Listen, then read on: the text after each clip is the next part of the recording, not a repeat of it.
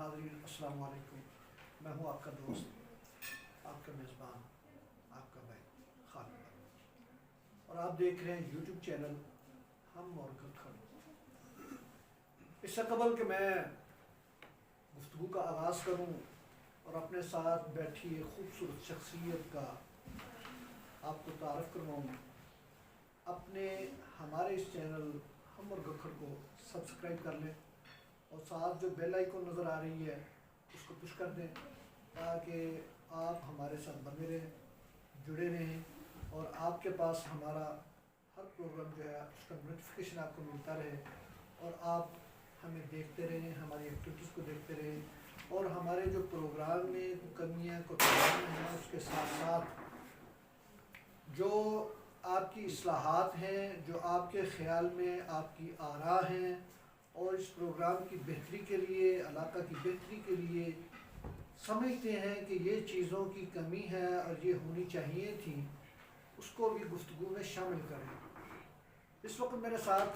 जिस तरह आप देख रहे हैं एक खूबसूरत इंतहाई नफीस शख्सियत, सियासी, समाजी और मजहबी हवाले से इंतहाई खूबसूरत किरदार अदा करने वाले जनाब सैयद ग़ुलाम मुस्तफ़ा हुसैन शाह गद्दी साहब हैं, जो इस वक्त मेरे साथ हैं, बल्कि मैं उनके दौलत खाने पे मौजूद हूँ और उनसे वक्त लिया इस हवाला से कि जो सियासी, समाजी और मजहबी हवाला से उनका किरदार है और उसके साथ साथ जो समझते हैं कि इलाक़ा की बेहतरी के लिए जो माहौल है हमारा मजहबी हवाला से, दर्स व तदरीस के हवाला से, वो क्या मौजू है और अगर उसमें कुछ बेहतरी की गुंजाइश मौजूद है तो उसके लिए जो हमारे इलाक़ा के लोग हैं उनको क्या किरदार अदा करना चाहिए। शाह साहब, बिला तमहीद आपके भी प्रोग्राम हैं, आपने जिस तरह बताया कि आपका एक तफसीली एक शेड्यूल आपने बताया और आपने निकलना है अभी काम से, तो बताइएगा ज़रा कि सियासी समाजी हवाला से जो हमारा गखड़ और उससे मुत्तसिल मज़ाफ़ात हैं उसमें जो जिहाद हैं उनका किरदार और लोगों को जो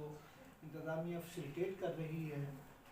उस हवाले से आप क्या समझते हैं, माहौल हमारा ठीक है या बेहतरी की गुंजाइश अभी भी मौजूद है? बिस्मिल्लाहिर्रहमानिर्रहीम। पहले तो आप सब मोहतरम आपका शुक्रिया और आपकी टीम का शुक्रिया कि आपने मुझ जैसे निकम्मे बंदे की गुफ्तगू को आप बर्दाश्त करेंगे। बात सिर्फ इतनी सी है कि एक तो सियासी हल्का अहबाब से मैं ज़रा दूर रहता हूँ, समाजी खिदमत के हवाले से अपने अंदर एक शौक़ है, वो कुछ ना कुछ उसके लिए करना अपने लिए मैं सादत समझता हूँ। जहाँ तक हुकूमत का मामला है, हुकूमत कमा को वो अपना किरदार अदा नहीं कर रही, ना समाजी मामले में, ना वेलफेयर के मामले में, ना कोई इस हवाले से, लेकिन जितना उससे हो सकता है वो कर रही है। जितने से वसाइल हैं, जितने मसाइल हैं, उसको उससे बचते हुए जो कुछ वो करना चाह रही है उसके मुताबिक वो कर रही है। कमा को क्योंकि हमारा मुल्क जो है वो तरक्की पजीर ममालिक में से है, तरक्की याफ्ता ममालिक में से नहीं है, इसलिए ये जो है हमारे लिए मुल्क के लिए जो मसाइल हैं वो हमारे लिए हर रोज़ कोई ना कोई नया मसला जो है हमारे लिए खड़ा होता है। समाजी खिदमत के हवाले से आपको पता है हमारा घराना जो है वो मजहबी घराना है। हम मसाजिद को इस्लाम का गहवारा समझते हैं और मसाजिद ही जो है वो मुआशरे की अच्छी तरबियत का मरकज़ बन सकती हैं और मसाजिद जो हैं वो इस्लाम के किले भी हैं, मराकज़ भी हैं। और ये हमारा जो आजकल का मुआशरा है उसमें सबसे जो बेहतरीन अभी तक हमें जिस चीज़ की ज़रूरत है वो, अगर हम अच्छा मुआशरा, अच्छी चीज़ चाहते हैं, अच्छा लोगों का एहसास करने वाले लोग चाहते हैं, अच्छे लोगों की हम एक टीम बनाना चाहते हैं,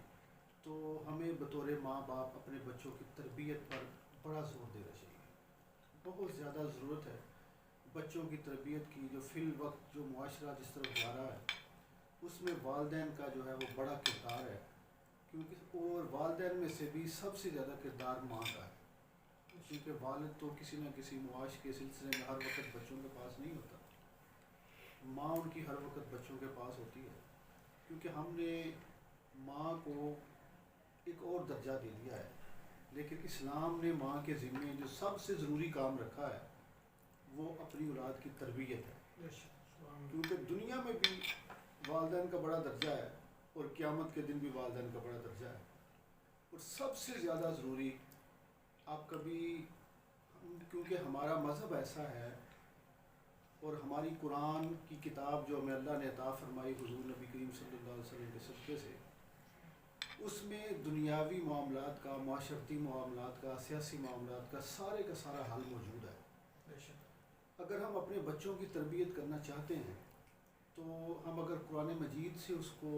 کوئی چیز ہم اس سے پکڑنا چاہتے ہیں تو سب سے آسان ذریعہ کیا ہے؟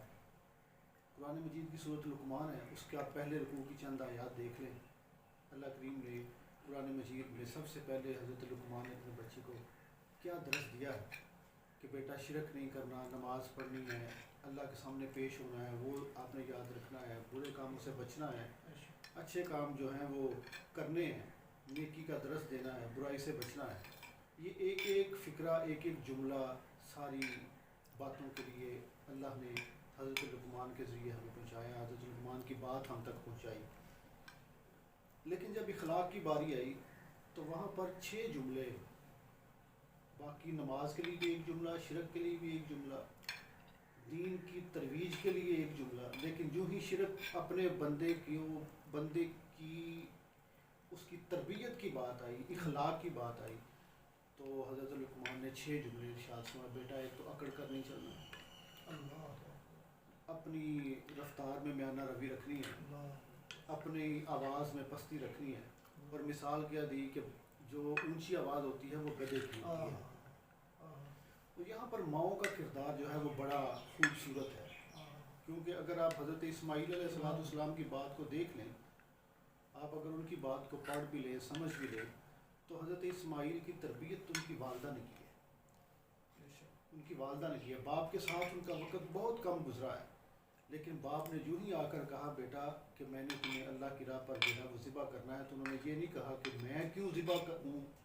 مجھے کیا ضرورت ہے ذبح ہونے کی۔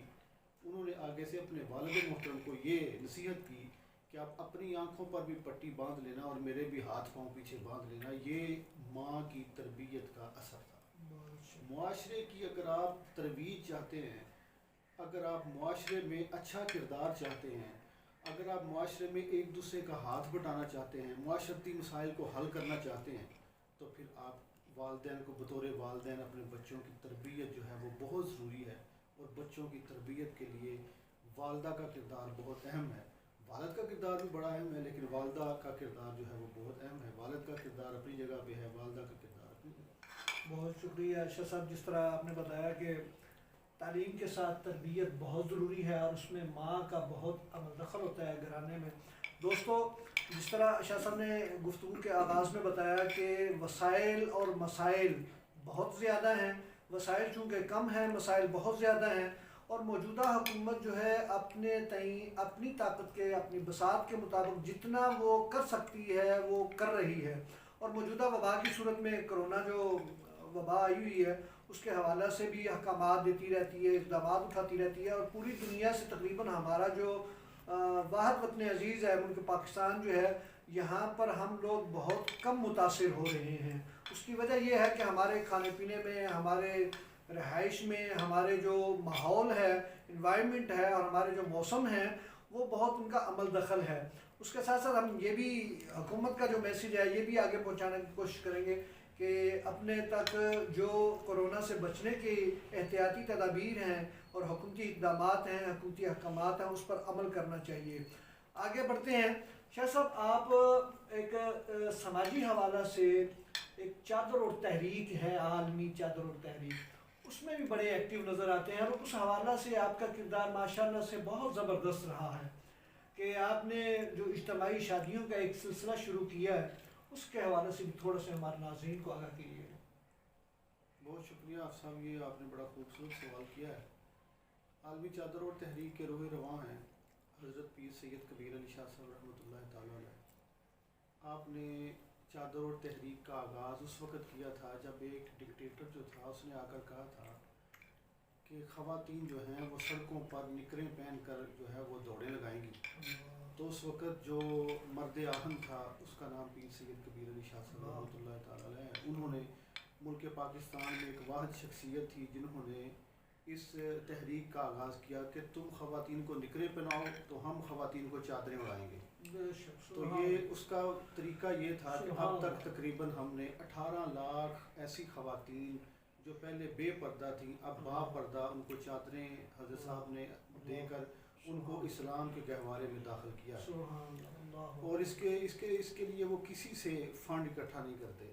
اس کے علاوہ ان کے یہ کام ہے، ہم جو گکھڑ لیول کی چادر اور تحریک ہے یہ بھی بڑا کچھ کر رہی ہے.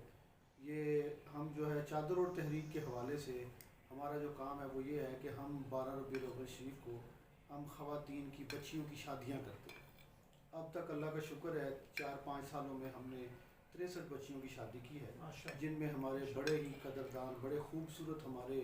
جو ہمارے ڈونر حضرات ہیں بہت ہی خوبصورت ہیں، جو اپنا نام لینا بھی پسند نہیں کرتے. ان جو ہے وہ اپنا نام جو ہے وہ کسی حوالے سے جو ہے لینا پسند نہیں کرتے،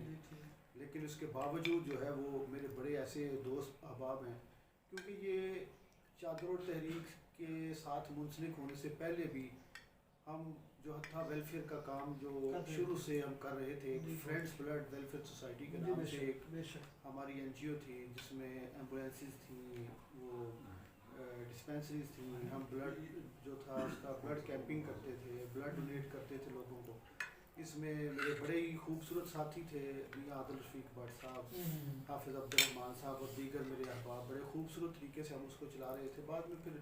آپ کو پتہ ہے کہ مسائل جب چھوٹے ہوں اور ہوتے ہیں، بڑے ہونا اور ہو جاتے ہیں، اس لیے پھر اس کے بعد ہم اس کو زیادہ وقت نہیں دے پائے. ڈسپینسری تو ہماری چل رہی ہے لیکن اس لیول کا کام ہم اب نہیں کر پاتے. اس کے بعد پھر مساجد کی طرف توجہ آئی، مساجد کو ہم نے آباد کرنے کی ایک تحریک شروع کی. اس کے بعد ہم نے، آپ کو پتہ ہے ادھر ہاسپٹل میں میری ایک جاب بھی ہے، تو ہاسپٹل کے مسائل تھے. اللہ کا شکر ہے وہاں پر اس میں ہم نے ویٹنگ ایریا بنوایا مخیر حضرات کے تعاون سے، ایمرجنسی بنوائی. پھر ہم نے مخیر حضرات کے تعاون سے ہی ہم نے ایک ایکس رے مشین اس کو ڈونیٹ کی. اب اللہ کا کروڑ شکر ہے کہ پورے پنجاب میں پہلا یہ رورل ہیلتھ سینٹر ہے جس کو ہم آر ایچ سی کہتے ہیں، اس میں ڈائلسس جو ہے وہ ہو رہا ہے. گردے واش کرنے والی مشینیں عام. اچھا میں شاہ صاحب ایک منٹ میں آپ کے قطع کلامی کی معذرت. دوستوں اس جگہ پہ میں آپ کی جانب سے شاہ صاحب سے ریکویسٹ کروں گا کہ کم از کم آپ جو دوست احباب آپ کے جو قریبی ہیں یا جو مخیر حضرات ہیں، وہ ظاہر ہے کچھ لوگوں کو پسند ہوتا ہے، کچھ لوگ نمود و نمائش سے دور بھاگتے ہیں کہ وہ پریشانیاں بھی بنتی ہیں، کچھ مسائل آڑے آ جاتے ہیں. تو اس حوالے سے میں چاہوں گا کہ صرف اس خاندان کا جو چند ایک خاندان ان کے ساتھ جو دوست جڑے ہوئے ہیں ان خاندانوں کا ضرور ذکر کر دیں. بے شک جو فردن جو ان کے ساتھ جو ہے دامے درمے سخنے اپنی استطاعت کے مطابق کام کر رہے ہیں، ان کا حوصلہ بڑھا رہے ہیں، ان کا نام نہ لیں لیکن ان خاندانوں کا ضرور ذکر کر دیجئے تاکہ دوسرے جو دوست دیکھنے والے ہیں ان کو پتہ چل سکے کہ کچھ لوگ ہیں ایسے خاندان بھی ہیں، ایسے لوگ بھی ہیں جو معاشرے میں بہتری کے لیے ہر وقت تیار رہتے ہیں. ان میں سر فہرست جو ہے جو میرا ایک ہر جو تقریب ہوتی ہے نا اس کا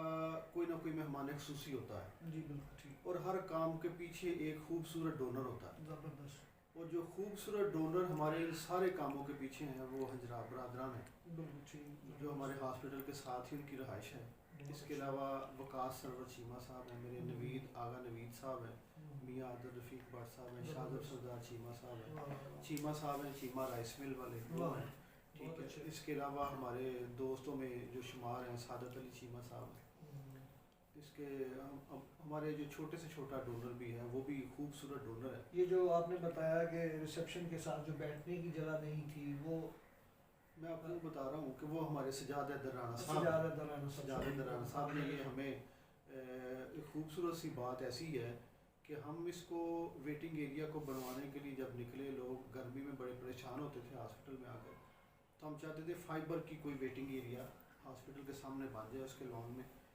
تو ہم جب گئے تو ہمیں پہلے تو ایک دو بندوں نے مایوسی کا اظہار کیا،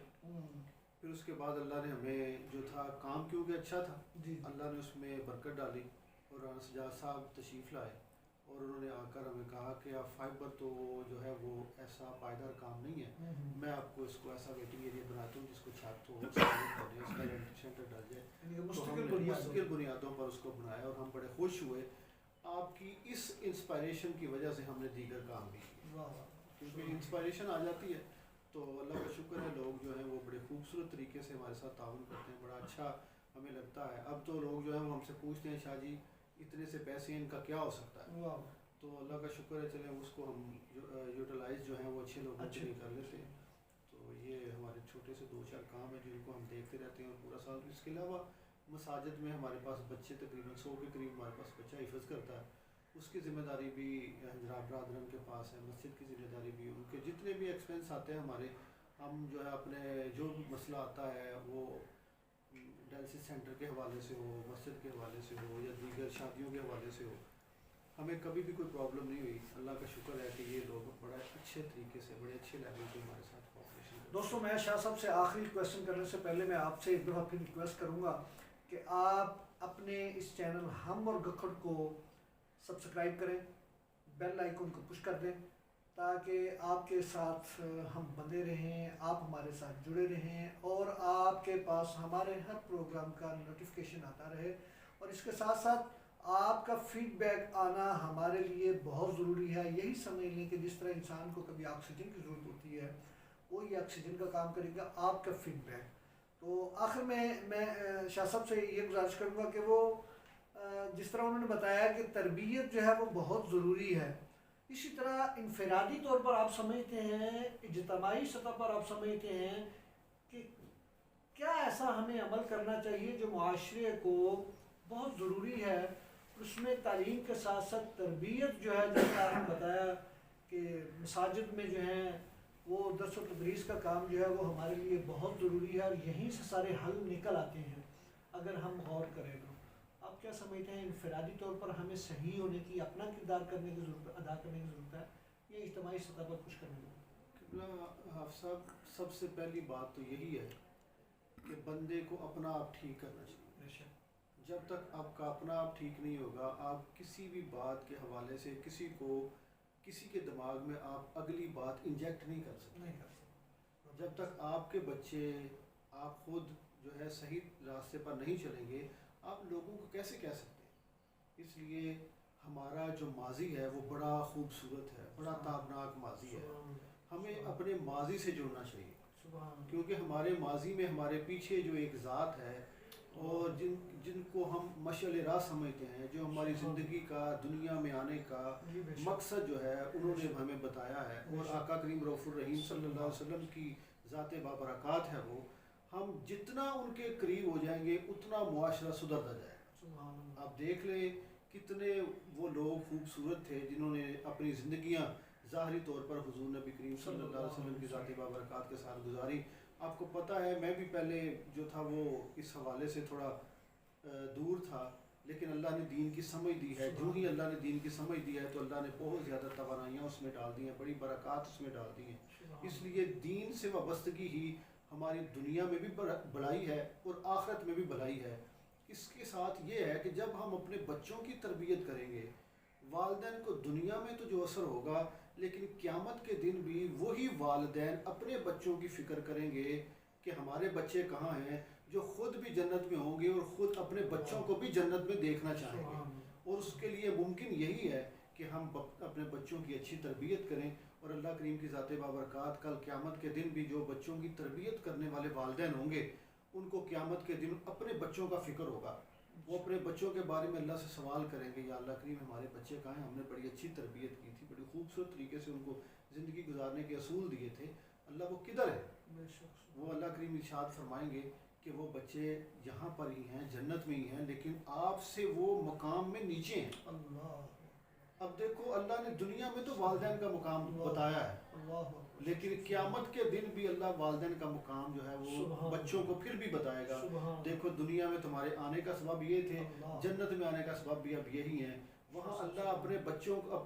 ان کے والدین کو اپنے بچے دکھانے کے لیے اللہ یہ نہیں کہے گا جاؤ نیچے جا کر اپنے بچوں کو دکھاؤ. اب اللہ کریم ان کے بچوں کو کہے گا کہ آؤ اوپر اپنے والدین کو آ کر اپنا آپ دکھاؤ تاکہ ان کو تسلی ہو جائے کہ وہ بچے بھی یہاں پر ہیں. اس لیے سب سے ضروری بات یہ ہے کہ آج کل جو معاشرہ جتنا تیزی سے بگڑ رہا ہے وہاں پر بچوں کی تربیت کی اشد ضرورت ہے. اگر ہم نے بچوں کی تربیت نہ کی، جتنے بچے آج بگڑے ہوئے ہیں، جو ہم دیکھ رہے ہیں، جو ماحول ہمارے سامنے ہے، آنے والا اس سے بڑا ٹف ہوگا. تو میری خصوصی طور پر سارے والدین سے یہی التجا ہے، دس بستہ یہ التجا ہے کہ خدا را اپنے بچوں کا خیال کریں، اپنے بچوں کی تربیت کریں اور ان کو اسلامی اصولوں کے بنیاد پر ان کی تربیت کریں. بہت شکریہ شاہ صاحب. یقین کریں آپ کے ساتھ گفتگو کرتے ہوئے اتنا جو ہے وہ دلی سکون ملتا ہے کہ دل کرتا ہے کہ یہ گفتگو کا جو سلسلہ ہے یہ جاری رہے. میں دوستوں انتہائی مشکور ہوں اور آپ کی جانب سے بھی، تمام دوستوں، دیکھنے والوں، سننے والوں کی جانب سے میں سید غلام مصطفیٰ حسین شاہ گردی صاحب کا انتہائی ممنون و مشکور ہوں. اور ذاتی طور پر میں سمجھتا ہوں کہ اس میں کوئی شک نہیں، فیکون الدین کلہ للہ، کہ واحد دین اسلام ہے جو غالب آنے والا ہے تمام ادیان پر. اس لیے ہمیں جہاں پر بچوں کی تعلیم و تربیت کی ضرورت ہے، والدین کو خصوصی توجہ کی ضرورت ہے، وہاں پر ہمیں اپنے انفرادی کردار کو بھی بخوبی ذہن میں رکھنا ہے اور اس کی بہتری کے لیے کام کرنا ہے. کیونکہ کہتے ہیں انما الاعمال بالنیات، کہ اعمال کا دار و مدار جو ہے وہ نیتوں پر ہے. اپنے دوست کو، اپنے بھائی کو اجازت دیجیے.